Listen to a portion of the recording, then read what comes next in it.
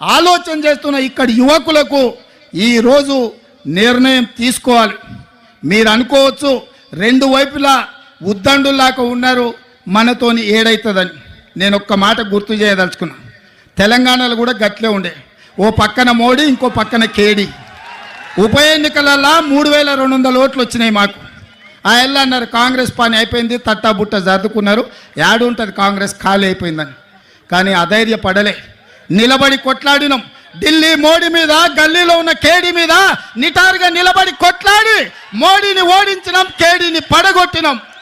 ప్రజలు విజ్ఞులు, ప్రజలు తెలివి కల్లోలు.